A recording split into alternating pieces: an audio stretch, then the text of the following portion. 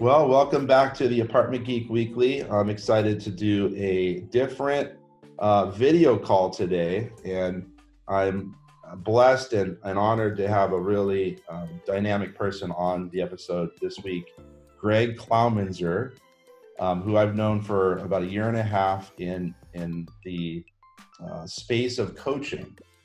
And Greg and I met just randomly on a Google search. I was kind of looking to deepen my purpose in real estate, so to speak, about almost 2 years ago, really. And met Greg and was really impressed with his kind of unique approach to, I like to think, making people more effective and doing it in kind of a happier manner. So thanks for being on, Greg. It's really neat to have you on. Can you tell us just like in a minute or two, kind of where you come from and kind of what you focus on with your work? Yeah, of course. Thanks. I remember when you and I first met, and I was so excited about kind of your vibe and what you were up to, because you were me 30 years ago, and I think that's one of the things I really loved about you. You're kind of a local here in San Diego.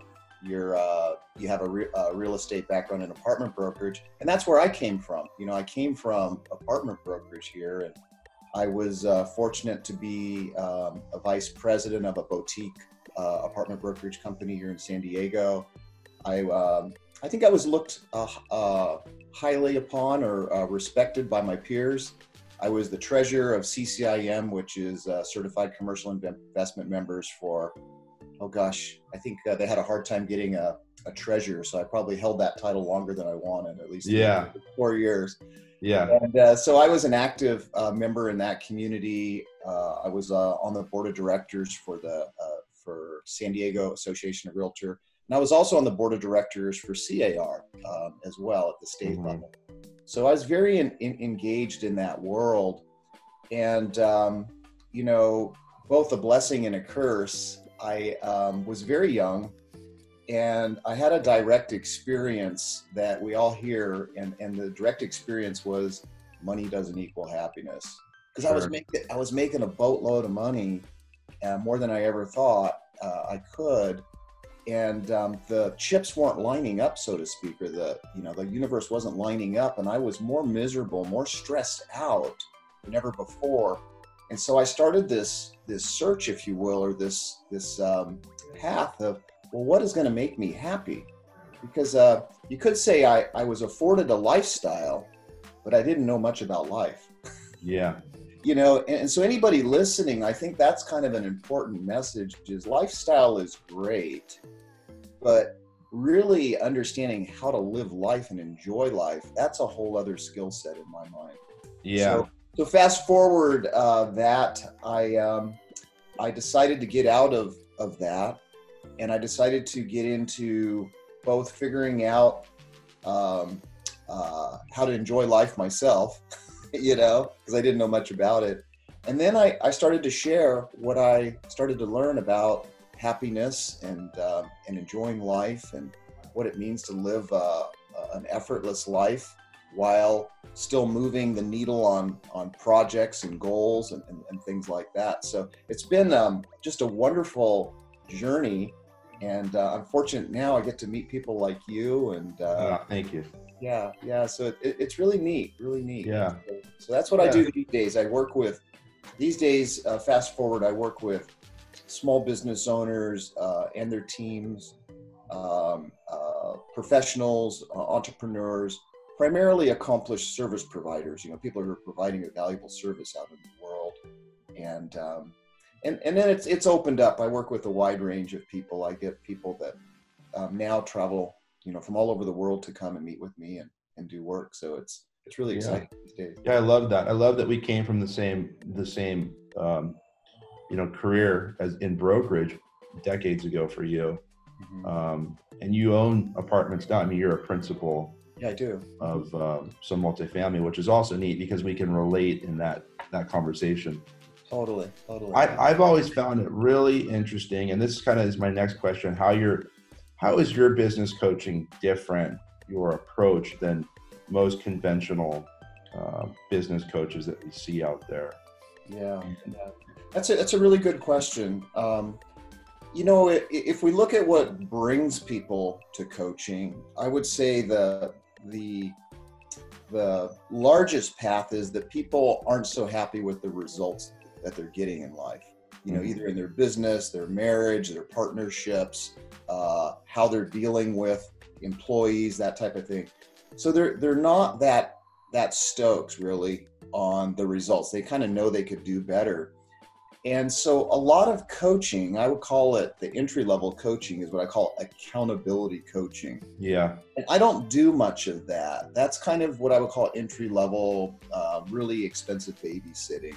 Yep. But 9 times out of 10, people call me and show up and they've already self-diagnosed. I was talking to a gentleman yesterday. They've self-diagnosed. They say, I'm underperforming and I know what the solution is. I need more accountability. And I heard this coaching thing is really helpful. Will you babysit me? You know, type of thing. I said, well, that's really not my bag. You know, that's not my jam. Yep. And then there's another level of people that kind of show up in the coaching world and they say, you know, I'm underperforming. I used to perform really well. My performance has taken a dip, you know. In fact, you could say that was kind of how you came in. You're a top performer and you just kind of flattened out a bit, you know, if anything. And you really didn't know too much about coaching.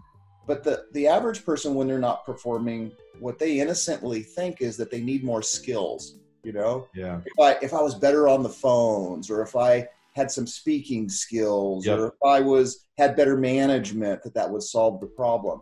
Yeah. Well, you know, I think Tiger Woods is a really good example of this. Okay. Tiger Woods was, you know, if we look at his history, he just was on a trajectory of being unstoppable. Sure. And then what happened? His performance went in the tank. It went in the toilet. Now, did he have any less skills? Did his skills in golfing go away? No. What happened? There's something else that happened for him that threw his game off. Okay. That's what I deal with. That's the nature of the work that I deal with. It's the state of mind underneath peak performance and exceptional results, or effortless results, in my world. I love that. Yeah. So that's kind of the biggest distinguisher, is that to manage results and to do skill development for performance is too far down the stream in the coaching world for me these days. And so I go all the way upstream and I help people understand that if they understood what's underneath the human dimension, what's driving their state of mind, what's driving behavior, what's driving action, which ultimately impacts performance and results, then that's the nature of the work I do. It's very leveraged and it flies in the face of traditional coaching. So you could say I'm 1 in a million, you know, in the local population for what I'm doing. It's a very small percentage of people that are doing this type of transformational coaching for the business owner and professional. Yeah, I like that. It seems like a lot of your competition, the conventional coaching, is work harder, do more. It's a lot of like exert more effort. That's right. That's right. Where with you, I found that you kind of lead people to get more creative. And one of the issues I had where I was I was kind of bored when I met you. It was like, okay, brokerage is great. I'm helping sellers, helping buyers, making a ton of money. That's great, but lacking, just kind of bored. And, you know, where am I going with all this? And you've been really helpful, you know, to kind of pat your back there, is to kind of incorporate some creativity and fun and enjoyment, to where it's just kind of a natural process. Yeah, that's right. That's right. And So not like, oh, I've got to make 100 calls a day and I have to have these certain goals, etc. yeah. Well, you talked about like the traditional is more structure and systems, and I think that's what a lot of people have on offer. If you just had the right blueprint, Yeah. and you followed that blueprint, you'd be more successful.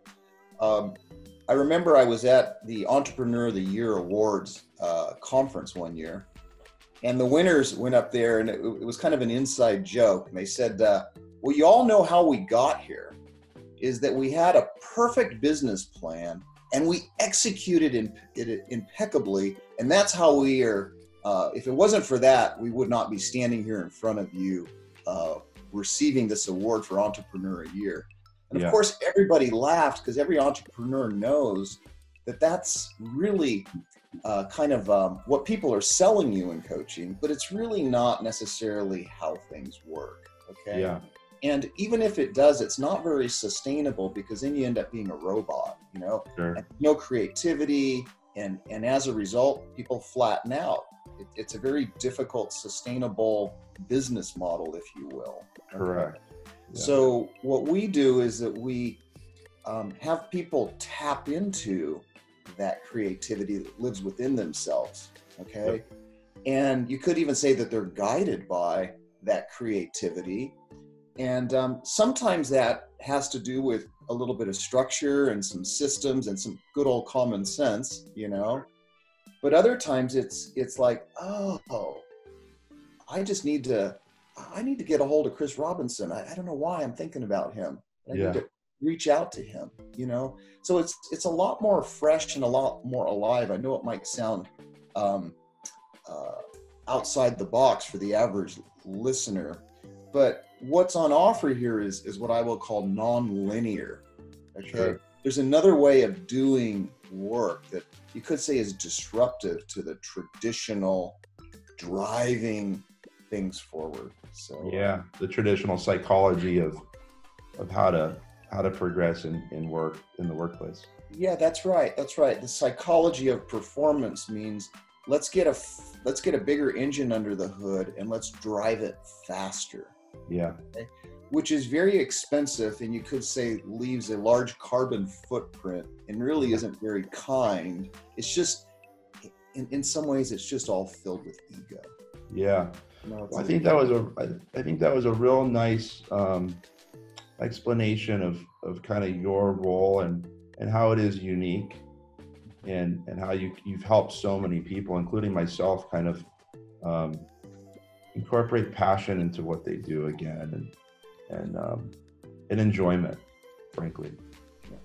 And for those who are watching, Greg and I have a call. We kind of check in with each other on a coaching call once a week, and that's kind of the format of it, if you will. Yeah, that's the delivery system. That's the download. The weekly download and keeping it fresh. And what I love about you, Chris, is that you're so open to learning. And coaching really doesn't work unless somebody has a willingness and an openness to learn, and you could even say looking for something. Yeah. And the best I can tell, anybody listening to this podcast, if they're really honest with themselves and they really look within, they go, oh yeah, I am kind of looking for something. Yeah. They don't know what they're looking for, but within every human being, is this all there is? There's got to be more to it than this. Absolutely. At least that's what's been true for me. And that's what I really love about you, is like, you've also been in that inquiry, that inner journey as an investor, as a business owner. And what I believe that you're experiencing, a lot of people that I experience, the people that do have the courage to kind of look within, figure out what's underneath the hood of the human dimension, they start to get real excited about that. They kind of become alive. They go, how come I didn't kind of look inside or take this inner journey a little bit more serious and with more respect? Boy, I can't think of any other way of doing business or living my life now that I see what's on offer. At least that's been true for me, Chris. Yeah, because we all have those capabilities and that kind of, innate wisdom built in. It's just a function of being able to, like, I love that, look inward, and tap into what we already have. Yeah. Yeah. That a lot of people just kind of, they don't go that deep, I think it is. Well, thank you for that. In Sure. closing, because we're running a little at the end, is there anything you're excited about looking forward in the next year? Something you're excited about, or kind of big on in your vision? Yeah. Yeah. Well, my vision is to kind of go back to my beginnings, kind of like, and that's what I really loved about you. And I was really touched to go, oh, this guy, I know what that world's like. Yeah. And so kind of what's for me is I just feel compelled, like a carrier of a message back into the professional community, that if they understood and could see what you and I are seeing these days, it would be a complete game changer for them. It would be common knowledge in the San Diego business community, investing community, professional community, whether you're a title person, an attorney person, an investor, a broker, Yeah. Whatever it is, that's what lights me up. Yeah.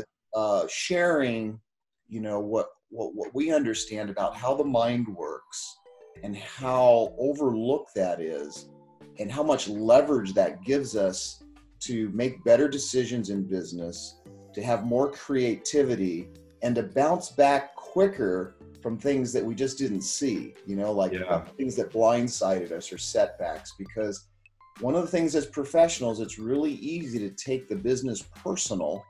Yeah. When people start to do that, they start looking for an exit plan, either mentally or physically. And sometimes that exit plan looks like drinking too much, or literally going and getting another job, or just checking out of life. And I see it in the professional community. And if people could see and understand what you and I are kind of onto, they go, holy smokes, I had no idea that was available on the menu of life. Yeah. Yeah. I love that.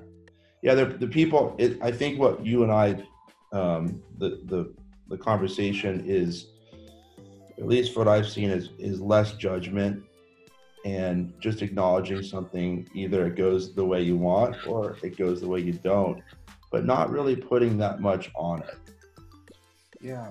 And letting things process. And if there is a deal, I just had a deal go sideways last week. That was one I put a lot of time and energy into.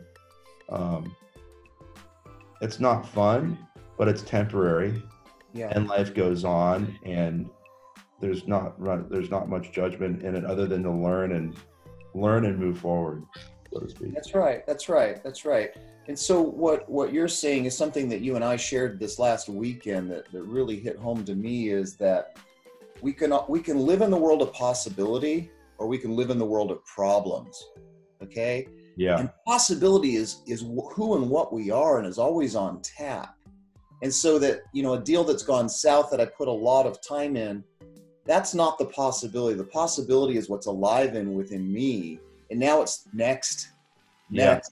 That's what keeps us resilient, keeps us in the game, And whether you call that hopefulness, or staying focused in what's always possible and on offer. Yeah. Or the other option is focus on your problems, focus on taking it personal, and you'll end up with not a very nice life. I agree. Stressed out. Well said, Greg. Yeah. Well, thank you very much. My pleasure. Thank you for having me. Yeah, and it's funny, we could talk about this stuff for 2 hours. Exactly. Maybe we will someday. Yeah. No, I appreciate it. That was a really neat time this weekend. We went to an event up in Seattle, for those that don't know. That was really cool. A bunch of really, really neat leaders within business and life and psychology. And I didn't tell you, I'll put your info on the video. So if anybody out there is curious or wants to chat with you, I don't even know if you want more clients, but we'll put it out there if that's cool with you. I'm happy to chat with anyone. And like you said, I feel like I'm been a bit on a mission to just be of service, and to share this with whoever whoever wants it. Yeah, yeah, sounds good. Well, Cool. thanks, Greg. Thank you. Thanks for tuning in, San Diego and the apartment world. And until next time, happy investing.